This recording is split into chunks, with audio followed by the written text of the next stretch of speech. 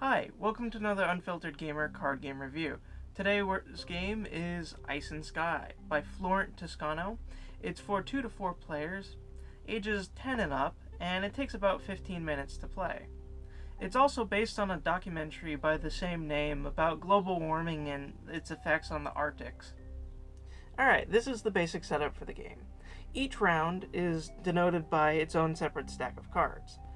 During each round, you'll deal out all of the cards to all the players in an equal amount. They'll also get one of both of these cards, face down. They can't look at these, but everyone else will see them. This is your hidden objective.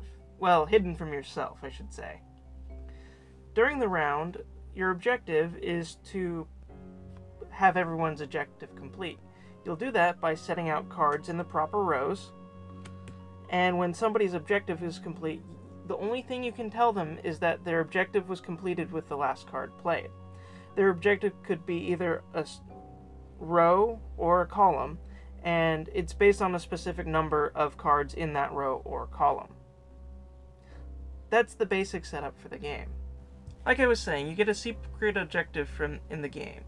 You'll get one of each of these cards. In this example, we have Earth and 4, which means all of the cards in the Earth row have to add up to 4. When that happens, your objective is complete.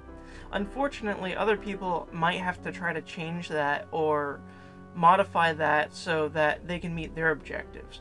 The more objectives you meet, the more points you get at the end of the game.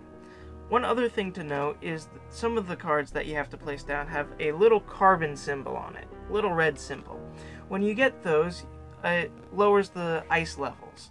Once the ice levels hit 0, everyone loses. And that's not a good thing.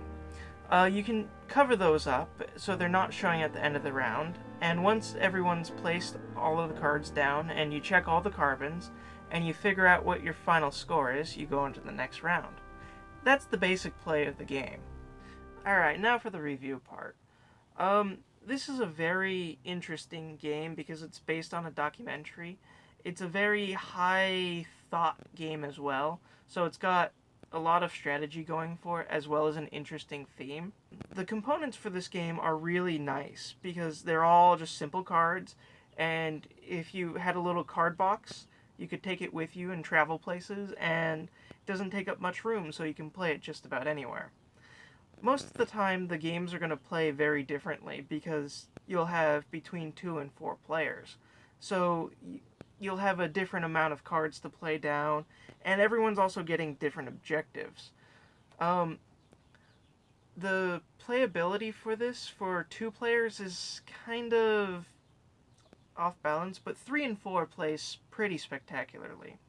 I like 2 players myself, but it's kind of not as interactive necessarily, whereas with 4 people, where you have to be checking everyone's objectives, and you have to make sure all the objectives are complete, and you have to cover up the carbon things. Then it gets a lot more involved and a lot more tactical.